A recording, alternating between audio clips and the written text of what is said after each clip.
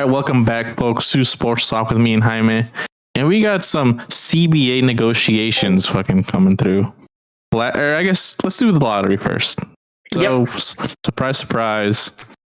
The person that had the best chances of winning the number one pick won the number one pick. And so forth. The person that had the second best chances won the second, pick. And this is only the fifth time in history that that's happened, where, it just went down the line. So my question is, how often does it happen when this situation happens and you get back-to-back first-round picks? Because we've had it recently twice. Yeah. I think New York did it one time, one of them being Sabrina. I don't know who the other pick was, but I'm pretty sure they had, Sabrina and after just having, another big pick. But Indy did not have the best chances, I don't think. Because they're not mentioned in this, I guess it could have happened different. My issue with the 2-year situations is because basketball can be dominated so much by one or two players. I don't know if I love this lottery system because within 3 years, if this happens to you, you kind of build not even just a tender. It's one thing to be balanced and create a team that can be, a playoff team or have a winning record. It's when this happens, you end up being a top 3 team, a top 5 team. Look at Indy. They went from not even showing up in the playoffs. They got AB. They showed up, in the playoffs, and then they got CC. Showed up again. Because now you look at it, what they're going to do. It's the same situation. I guess the opposite of who you drafted. But you went center. And then you went guard, the two most important positions in WNBA style of basketball. And then now the Dallas, they went guard, and now they're gonna go center. I don't think the thing is happening. It's what's her name? Awa Pham, AWA. I have no idea. She's a Spanish girl. I saw a mock draft, and they had Flauja in it. Is that true? Did she commit? She should be coming out, right? I mean, because she could have come out last year. I don't think right now officially said, but the mock draft had her in there. Yeah. And I was like, oh, what? I'm looking at ESPN's right now. They got her going 5 to Chicago, and they need guards, so that makes sense. But yeah, I think they're gonna take the best big, and then same thing where it's just dude. But go ahead. Power of love, Jaime. You ever considered that? I think that in years past it would happen in the W. I think W now is trying to take itself more serious. Yeah. I mean, because the teams are just evaluating more. People can pay more money. Man. It could. I just think from a positional standpoint, they did that dumb trade to get Alyssa, which then guaranteed they also got Carrington. What I would do though, if say Dallas is okay, we're bringing in Fudd. Mm-hmm. Is she coming off the bench as the number one pick? Because you got Enrique. That's true, you do. But Enrique has been, that's the thing. She reposted that thing. I'm shooting like this until I get traded, and it's that dude that's just missing every shot. If they trade her for a big, they're absolutely taking Fudd. I just don't think that happens. And my thing is, I think Paige is a professional. Now, if you told me Paige was going to be a drama queen, I think sure you your hands are tied because she's your franchise. I think she's too professional. I think she would love to play with her friend or girlfriend or I don't know what their relationship is, but I don't think she's I'll make this move. And then I guess it also matters what coach they end up getting because I'm sure he'll have a say in or maybe not. Are they the one that got Golden State guy? Nah, that was New York. That was New York. Yep. Okay. Gotcha. Yeah, Sabrina talked to Steph and was like, "Hey, man, is he good or not?" Yeah, I think the level of coaching has improved. I know people are upset about that because it's they prefer to be more predominantly black women because that's a majority of the league. And I think just women in general. I know CP has said in on her pod, she's sick of the W just relying on the NBA and just getting it from them instead of female coaches from the NCAA or anything. The big NCAA female coaches just don't like to come to the pros. I think that's a problem. And I do think the male coaches they bring in are just better coaches. It's not saying that women coaches can't be better. I think there are like you said, those women coaches in college would probably be better than these assistant coaches coming from the NBA. They're just not coming over. And I guess how many women work in the NBA? Because I know the Pacers have like one of the it's top, not that many. assistant. Yeah, I mean, because when Becky was for the Spurs, it was like a big thing. She was like the only one. There's a lot of women in the sphere, sure, but like for coaches or like assistant coaches, it's probably less than 5. Yeah, that pool is already super small, and And the thing is, too, with the W though, there's not a lot of jobs. Like it's not like there's 30, 40 teams. Like it's, we're gonna have 17 this year. What are we at? No teams, not do we? 14. 15, right? Because the new expansion. They're adding 2. Oh yeah, they're adding 2 this year, right? Okay, yeah. 15. But it's up to 17, I think, with the current expansions. Whether it's over the next 2 years, the next 2, right? Okay. Another thing with the draft, I don't like how the expansion teams are. They got to get a coin toss between 6 or 7. But like they should have a top 5 pick. They should get 3 and 4. Yeah, I'm not sure. I think the draft spot is always number 6, though. I think they always put him there. Last year they put him there as well. Yeah, I'm sure they have a thing, and I'm sure I don't know if it's the same as the NBA, like because we have an expansion a long time in the NBA, and maybe it was, and I'm sure it could be the same for even other sports. Me personally, though, I think they should have a at least top 5. In a year like the Valkyries, the Valkyries got super lucky and got extremely good talent, and look at them. So yeah, well, I mean that's the full draft order. Let's go through the full. It's the Wings, and then the Lynx, which they got picks from Chicago. Yep. Then it's the Storm, Mystics, Sky, and then toss with Tempo Fire, and then Fire Tempo, whoever gets it. Yeah. And then 8 is the Valkyries, and the Mystics again. Dude, the Washington Mystics have gotten really good fucking trades these past 2 years. They're on fire. They that's the thing though, when you get rid of talent and then you go to the draft, and if you hit. That's why I think the 2 back-to-back years with first rounders is OP. Dude, because it's crazy. The Mystics are gonna have, you figure too, it's like they had 3 first rounders. One of them got hurt. It didn't matter because the other 2 hit. Yeah. Like when you have that many darts, and that's the thing. If you have multiple darts in the first round, you're bound to hit one player. But if you hit 2, like the Mystics, your whole team is turned around. And then hopefully 3 with Amor, Yeah. And then Fever. Fever, and then another Mystics pick, and then Sun, Dream, Storm, Sun. Yeah. Dude, the Mystics are going to end up becoming one of the fucking best teams out there. No, they are. That also helped the Fever, though, too, because they had so many. They were bad. Like, if you're bad for a couple years, you're bad for 3 years, and you hit a couple draft picks. Imagine if, Nalissa Smith was, good for the Fever. It'd have been crazy. Because it's they drafted CC, they drafted AB, they drafted Lexi, and then they had Nalissa was the other top pick, and then I think Grace was the other one that was a top 5 pick. So they definitely missed on a couple. But hitting 3 in 3 years is huge. And the Washington Mystics are going to try and do it again next year with another 3.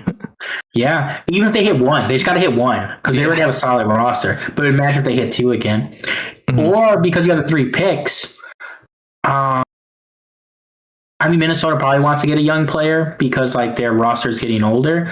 Yeah. But if you're the Mystics, you can go up there and get that pick. You can get up to 2. And the Lynx are just so strong right now. The fact that they got a number 2 pick is huge. Chicago, I don't know what Chicago was doing with that trade or whatnot, but it's crazy. I think they're the worst run organization in the W. Between them and Connecticut, it's a toss-up. Yeah, I agree. And Connecticut is trying to get new ownership, but the league also having veto powers on a lot of stuff it's so bogus. It doesn't matter that your team's evaluated. That's the thing too, where if we want to get to the collective bargaining thing, it doesn't matter now that people's the league has all the leverage, and it's but how? Because it doesn't matter if your team is worth anything if you can't sell it.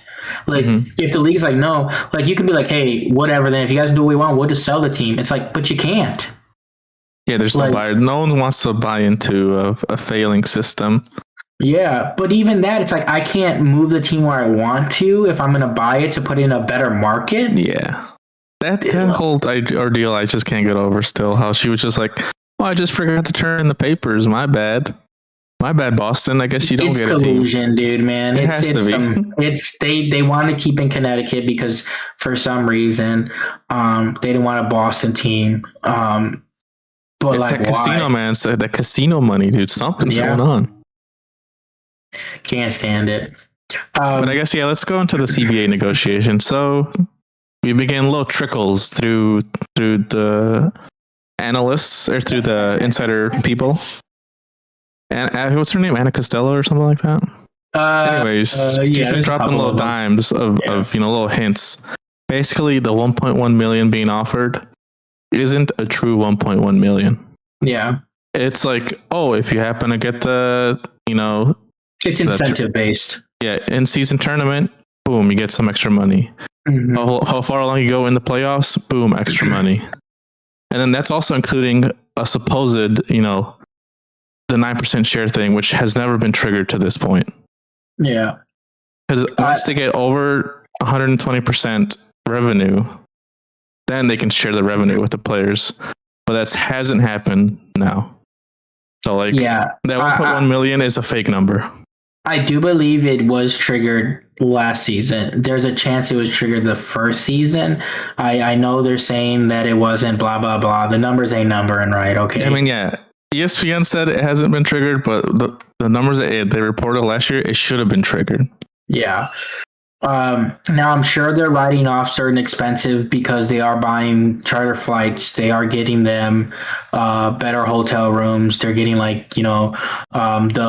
All-Star games and stuff are in bigger venues. Like they're spending way more money, the WNBA. I don't know if that was enough to offset the growth though. Like I do think they should have hit it. Year one, I can see it being close because year one they probably still lost a ton of money because they had no infrastructures, like new deals haven't kicked in. Mm-hmm. But like last season, and even with CC down, it's like I don't know. Yeah, I think it probably was a toss up between whether or not they did last year. Yeah, I don't know, man. It just seems like both sides don't want to give any footing or anything. No, because I still think though, the deal was a bad deal based on how it was being reported, and I understand why they declined it. If the deal was fully the way it was reported, I think it's a good deal, but it wasn't. But the max salary being $800,000, and there being, they're saying you can have multiple players like that. Meaning, are they taking the hard cap off? Because the hard cap now, I think is 1.7 million or some crap like that, whatever the number is. Mm-hmm. If there's no hard cap though, and you can sign as many players as you want, then I still think that's fine.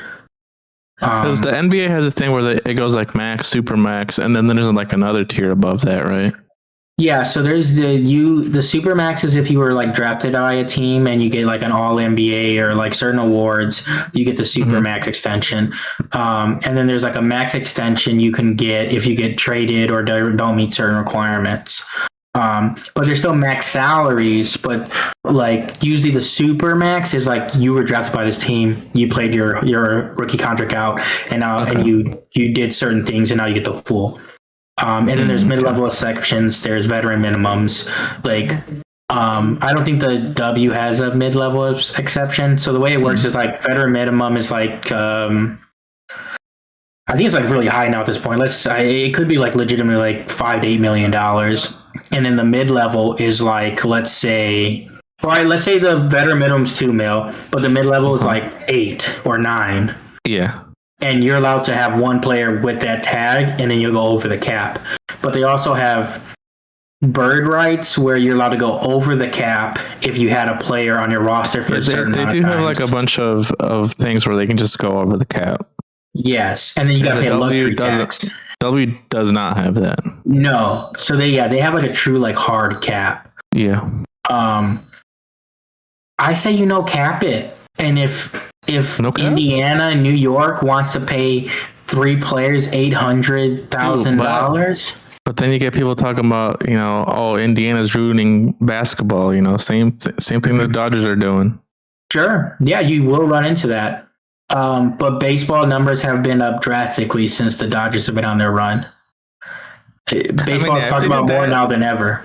If they did that, dude, I'd love that, man. I'd go to my season tickets would go up they just shoot up 300%, but yeah, it is what it is. If it was uncapped, because it's capped now, and look how hard it was for teams to really build rosters under this structure. Like, if you mess up one max signing, you're done.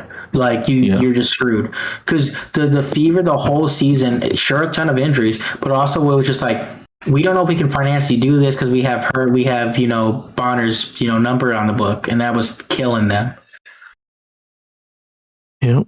And so we got to sign a bunch of hardship players for $3,000 contracts or however much it was.